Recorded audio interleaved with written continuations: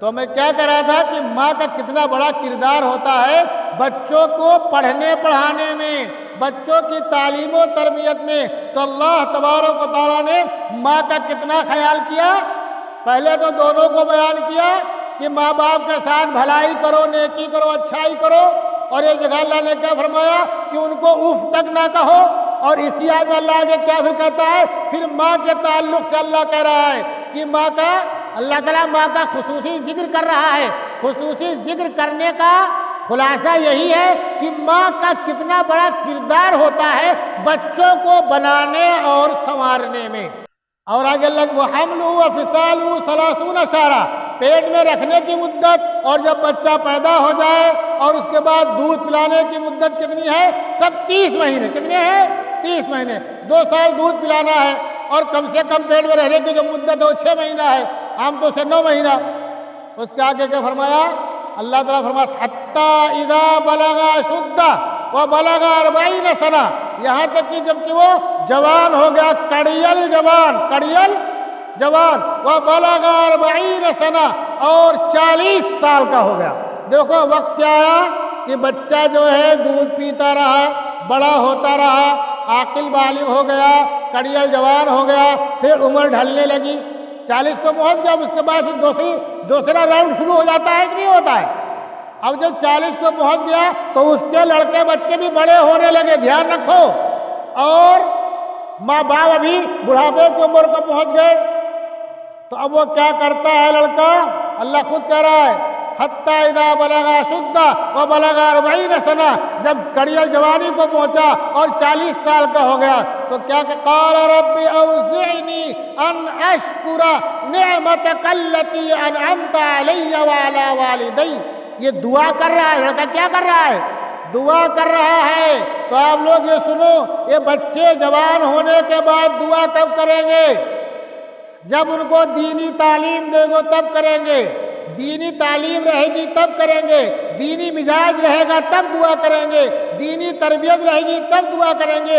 ان کو کلمہ آئے گا، نماز آئے گی، روزہ سمجھیں گے، حج و زکوٰۃ سمجھیں گے، اللہ کی قدر و منزلت سمجھیں گے، اللہ کی کبریائی، اس کی بڑائی سمجھیں گے، اللہ کے حکم کو سمجھیں گے، اور رسول اللہ صلی اللہ علیہ وسلم کا جب عشق اور محبت عقیدت ان کے دل میں رہے گی تب وہ دعا کریں گے۔ اب انہوں نے کچھ سیکھا ہی نہیں تو کیا دعا کریں گے؟ بہت سارے لوگوں کو دیکھا جاتا ہے، جنازہ تیار ہوتا ہے، باپ کا جنازہ ہے، بیٹا باہر کھڑا ہوا ہے، مجھے پوچھو کیا جنازہ پڑھنا نہیں آتا؟ بھائی سیکھتا تو آتا نا۔ اب ماں باپ سے بھول چوک ہو گئی، شروع میں دھیان نہیں دیا، اور بڑا ہونے کے بعد اس نے دھیان نہیں دیا، تو کیا ہے؟ جنازہ باپ کا۔ جنازہ کس کا ہے؟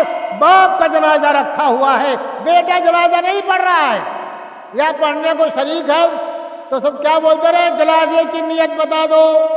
اب بتاؤ، جن کو جنازے کی نیت نہیں معلوم ہے ان کو جنازے کی تکبیر کے بارے میں کیا معلوم ہوگا؟ ان کو جنازے کی دعا کیا معلوم ہوگی؟ ان کو یہ کیا معلوم ہوگا کہ میرے ابا کو قبر میں اتارنے کے ٹائم کیا پڑھنا ہے، مٹی ڈالنے کے ٹائم کیا پڑھنا ہے، اور جب میرے ابا کو دفن کر دیا جائے، قبر برابر کر دی جائے تو اس کے بعد ہمیں کیا دعا کرنی ہے، ان کو کیسے معلوم پڑے گا؟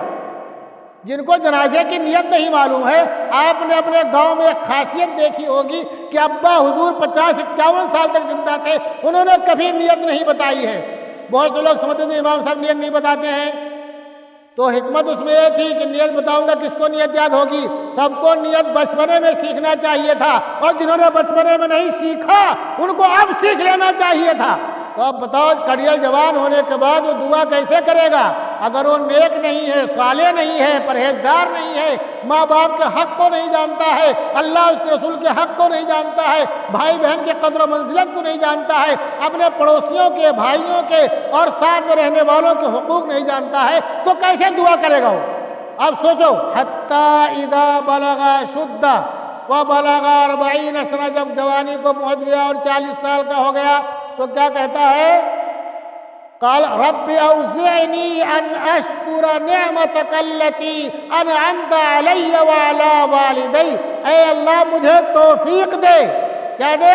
اے اللہ مجھے توفیق دے، توفیق کا مطلب کیا ہے کہ اللہ تبارک و تعالیٰ کی طرف سے ہمارے دل میں دماغ میں وہ بات آ جائے کہ ہمارے اندر وہ نیکی کرنے کا جذبہ پیدا ہو جائے. اسے توفیق کہتے ہیں کہ اللہ تعالیٰ کی طرف سے ایسے ذرائع پیدا ہو جائے، ایسے اسباب پیدا ہو جائے، ایسے وسائل پیدا ہو جائے کہ ہمارا دل وہ کام کرنے پر مجبور ہو جائے. حقیقت میں توفیق اسی کو کہتے ہیں. تو کیا بولتا ہے؟ اے اللہ مجھے توفیق دے ان اشکر نعمتک التی انعمت علی، کہ میں شکر ادا کروں تیری ان نعمتوں کا جو تو نے مجھ پر انعام فرمایا، والا والدے، اور جو تو نے میرے ماں باپ پر انعام فرمایا، مجھے اور میرے ماں باپ کو جن نعمتوں سے تو نے ہمیں نوازا ہے تاکہ میں اس کا شکر ادا کر سکوں. اور آگے کیا کہتا ہے؟ وَأَنْ أَعْمَلَ صَالِحًا تَرْضَىٰ، اور میں ایسے نیک کام کروں جس کو تو پسند کرے. ایسے نیک کام کرو جس کو تو پسند کرے. دعا کب کرے گا؟ جب جوان ہو جائے گا، تب بڑھاپے کی عمر جانے لگے گا تب کرے گا. ویسے ہمیشہ کرتے ہیں، نیک لوگ ہوتے ہیں، لیکن یہ خاص عمر ہوتی ہے جس میں آدمی جو ہے یہ سمجھتا ہے کہ ہمارا رخ بدل گیا تو دعا میں تھوڑا زیادہ دعا کرنے لگتا ہے. آپ دیکھتے ہوں گے بہت سے لوگ جب عمر جھڑنے لگتی ہے، آخر عمر ہوتی ہے، تو مسجد میں پڑے رہتے ہیں، اللہ اللہ کرتے رہتے ہیں. کبھی بہرائچ پہنچ گئے بیعت ہونے کے لیے، کبھی کانپور پہنچ گئے بیعت ہونے کے لیے، کبھی دلی پہنچ گئے مرید ہونے کے لیے. کیوں؟ وہ اس لیے کہ عمر بڑھ رہی ہے اور قبر یعنی جنت کے باغ میں جانے کا ٹائم ہے، تب اللہ کو یاد کیا. تو پھر کیا کرتا ہے؟ کہتا ہے اور مجھے توفیق دے کہ میں ایسے نیک کام کروں جس کو تو پسند کرے. اچھے کام، نیک کام. اب اچھے نیک کام کب کرے گا؟ جب اس کی شروع سے تربیت رہی ہوگی تب کرے گا. اور اچھا نیک کام بعض دفعہ اس کا پھل دنیا میں ظاہر ہوتا ہے اور بعض دفعہ اللہ تعالیٰ اس کو آخرت میں بڑا کر کے پیش کرتا ہے. دنیا میں اچھے نیک کام جو کرتا ہے اس میں سے والدین کی ایک خدمت بھی ہے. ایک واقعہ بتا دوں میں جو بخاری شریف میں بھی ہے اور مسلم شریف میں بھی ہے. واقعہ کیا ہے کہ تین آدمی جا رہے تھے، راستے میں تھے، بارش ہونے لگی، طوفان آ گیا. اب وہ پہاڑ کے پاس سے گزر رہے تھے، اب بچاؤ کا کوئی جگہ نہیں تھی، تو ان لوگوں نے کیا کیا، ایک کھوہ میں، غار میں پناہ لے لی بچنے کے لیے، بارش سے، طوفان سے بچنے کے لیے.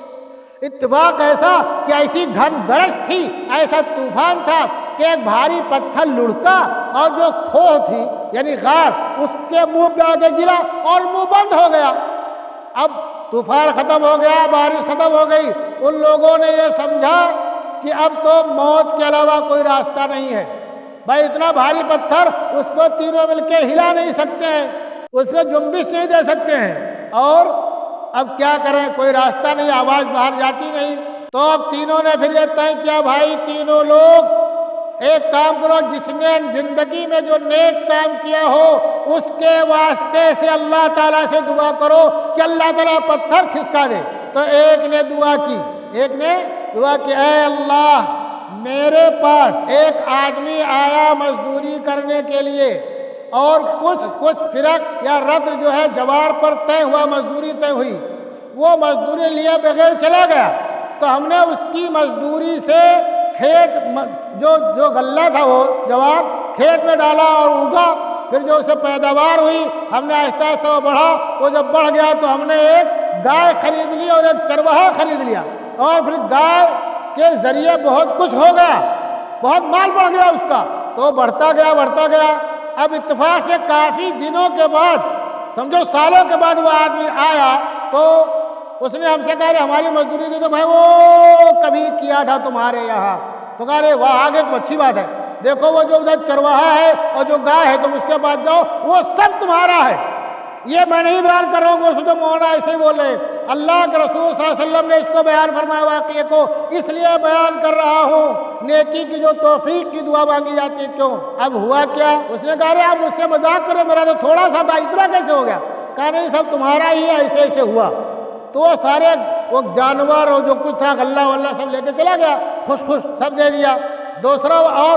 دوسرا جو اس میں، تو اس نے کیا کہا، اللہ تو جانتا ہے کہ میں نے تیری رضا کے واسطے اس مزدور کی مزدوری کو بڑھا کر کے اس کو پورا دے دیا، اس میں ہمارا کوئی مقصد نہیں تھا. اگر ہم نے تیری رضا کے لیے کام کیا ہے تو پتھر کے غار یہ غار کے پتھر کو تھوڑا اتنا کھسکا دے کہ آسمان نظر آنے لگے، تو پتھر کھسک گیا، اتنا بھاری پتھر جس کو جو ہے JCB سے کھسکانا مشکل تھا، اللہ نے خالی ایک دعا کے واسطے سے کھسکا دیا، ایک نیک عمل کے واسطے سے۔ دوسرے شخص نے دعا کرنی شروع کی کہ اللہ تعالیٰ تو جانتا ہے کہ ہمارے رشتے میں ایک لڑکی تھی جس سے مجھے بہت محبت تھی، لیکن میں کبھی جو ہے وہ قریب میرے نہیں آتی تھی، ایک بار پریشانی آ گئی تو اس نے کہا 100 اشرفی دو تو ہم تم کو موقع دیں گے، ہم نے اس کو 100 اشرفی دے دیا، میں یہاں تک کہ میں بیٹھ گیا دونوں ٹانگوں کے درمیان، تو اس لڑکی نے کہا اتق اللہ، اللہ سے ڈرو، کیا کہا؟ اللہ سے ڈرو اور ناجائز طریقے سے کام مت کرو، تو میں مارے خوف کے اشرفی وہی چھوڑ کے بھاگ آیا۔ اے اللہ تو جانتا ہے کہ اس گناہ سے بچنے میں محض تیری رضا تھی، تیری خوشنودی تھی، تیرا خوف تھا اور کچھ نہیں تھا، تو اے اللہ اگر میں نے تیری رضا کے لیے اس گناہ سے میں بھاگا تو اس پتھر کو تو کھسکا دے، اس کا منہ کھل جائے، تو پتھر اور تھوڑا نیچے چلا گیا۔ اب تیسرے کی باری آئی، تیسرے نے کہا، تیسرا کیا کرتا تھا؟ وہ بکریاں چرانے جاتا، صبح اور شام کو آتا اور اس کے دودھ دوہ کر کے پہلے اپنے پیالے میں رکھ کر کے پہلے اپنے ماں باپ کو پلاتا۔ دیکھو ماں باپ کی قدر و منزلت، جو لوگ ماں باپ کی قدر کرتے ہیں، گھر میں کچھ اچھا بنتا ہے سب سے پہلے اپنے ماں باپ کو پیش کرتے ہیں، اچھا لاتے ہیں کھانے پینے کے لیے سب سے پہلے ماں باپ کو پیش کرتے ہیں جو اچھے لوگ ہوتے ہیں۔ سنو میں نہیں بات کر رہا واقعہ ہے، تینوں واقعہ یہ اللہ کے رسول صلی اللہ علیہ وسلم بیان کیا ہے، اس کو میں نقل کر رہا ہوں۔ تو کیا کرتا وہ آدمی؟ بکری چرانے جاتا، شام کو آتا، دودھ دوتا بکریوں کا اور سب سے پہلے ماں باپ کو پلاتا، اس کے بعد میں بچوں کو، بیوی کو، سب کو۔ اب ایک دن بکری چرانے گیا تو دور نکل گیا اور اس کے واپسی میں بہت لیٹ ہو گیا، رات کافی ہو گئی اور پہنچا تو دیر ہو چکی تھی۔ اس نے فٹافٹ بکریوں کا دودھ دہا اور پیالہ دودھ کا لے کر کے ماں باپ کے بستر کے پاس گیا تو دیکھا ماں باپ سو رہے ہیں۔ اس نے یہ گوارا نہیں کیا کہ ماں باپ کی نیند کو توڑے، اور جانتا ہے میرے ماں باپ بھوکے سو گئے ہیں لیکن چونکہ نیند میں ہے تو سوچا جب اٹھیں گے تب پلا دوں گا، جب اٹھیں گے تب پلا دوں گا۔ اور بچے پیر سے لپٹ رہے ہیں اور رو رہے ہیں دودھ کے لیے، بھوکے ہیں سب، لیکن دیکھو بچے لپٹ رہے ہیں، رو رہے ہیں، ماں باپ کے احترام میں وہ پیالہ لیے کھڑا ہے، میرے اماں ابا کے جب آنکھ کھلیں گے تب میں انہیں دودھ پلاؤں گا، وہ دودھ پی لیں گے تب بعد میں بچوں کو دوں گا۔ ہوتے کرتے صبح تقریباً صبح ہو گئی، ماں باپ کی آنکھ کھلی تو چمبے میں پڑ گئے، تو ماں باپ کو دودھ پلایا، پھر بچوں کو دودھ پلایا۔ تو کیا کہا اس شخص نے؟ اے اللہ اگر میں نے تیری رضا کے لیے یہ کام کیا ہے، ماں باپ کی جو خدمت کی ہے، تو اس نیک عمل کے واسطے سے پتھر کو کھو کے دروازے سے باہر کر دے، یعنی راستہ ہم کو دے جانے کا۔ وہ پتھر نیچے لڑک گیا، ان تینوں کو باہر آنے کا راستہ مل گیا۔ یہ تینوں واقعہ کس میں ہے؟ اللہ کے رسول صلی اللہ علیہ وسلم نے بیان کیا، بخاری شریف میں ہے۔ تو واقعہ بیان کرنے کا مقصد کیا ہے کہ ماں باپ کا مرتبہ اتنا بلند ہے، اتنا اونچا ہے کہ اگر کہیں مصیبت میں پھنس جاؤ، کسی تکلیف میں پھنس جاؤ، کسی پریشانی میں پھنس جاؤ اور کسی بلا آفت میں پھنس جاؤ تو ماں باپ کے ساتھ تم نے جو اچھا کام کیا، اللہ کو خوش کرنے کے لیے کیا، اگر تم اس کے واسطے سے دعا مانگو تو اللہ تبارک و تعالیٰ تمہاری دعا کو قبول فرمائے گا۔ اللہ کیا کہتا ہے؟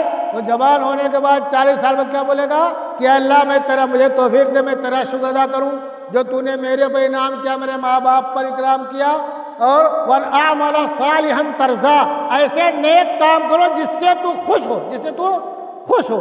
تو اب یہ نیک کام ماں باپ کی خدمت بھی ہے، نیک کام نماز پڑھنا بھی ہے، نیک کام روزہ رکھنا بھی ہے، نیک کام زکوٰۃ دینا بھی ہے، نیک کام حج کرنا بھی ہے۔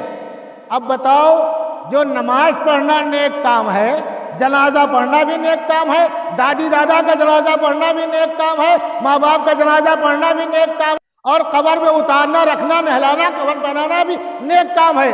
ہمارے چھوٹے چھوٹے بچے جب کلمہ نہیں سیکھیں گے، دعا نہیں سیکھیں گے، نماز نہیں سیکھیں گے، قرآن پڑھنا نہیں سیکھیں گے تو کیسے نماز پڑھیں گے، کیسے دعا مانگیں گے، کیسے جنازہ پڑھیں گے، کیسے اپنے دادا دادی کو یا ماں باپ کو جو دنیا سے رخصت ہو رہے ہیں، جنت کے باغ میں جانے والے ہیں، ان کو غسل کیسے دیں گے؟ تو جو یہ مدرسے ہوتے ہیں، جو مکتب ہوتا ہے، ہم کیا سمجھتے ہیں؟ ارے اس کی پڑھ لے گا، یہ مکتب و جو مدرسہ ہے جس سے ہمارے بچے کلمہ نماز سیکھیں گے، یہ ہمارے لیے اتنا ہی ضروری ہے جتنا ہماری زندگی کے لیے پانی ضروری ہے، جتنا ہماری زندگی کے لیے ہوا ضروری ہے، جتنا ہماری زندگی کے لیے آکسیجن ضروری ہے، اتنا ہی ضروری ہماری نسلوں کو دیندار بنانے کے لیے نماز، روزہ، کلمہ سیکھنا بھی ضروری ہے۔ اور اس کے لیے کیا ہے؟ مکتب ہے، مکتب میں پڑھنا ضروری ہے۔ آپ اپنے بچوں کو اسکول میں بھیجیے، کوئی نہیں منع کرتا ہے، کالج میں بھیجیے، کوئی نہیں منع کرتا ہے، آپ اچھے سے اچھے اسکول میں بھیجیے، لیکن آپ مکتب میں ضرور پڑھائیے، پہلے کلمہ سکھائیے، نماز سکھائیے، قرآن پڑھنا پڑھانا سکھائیے، اس کے بعد آپ کچھ بھی کیجیے، کوئی نہیں روکے گا۔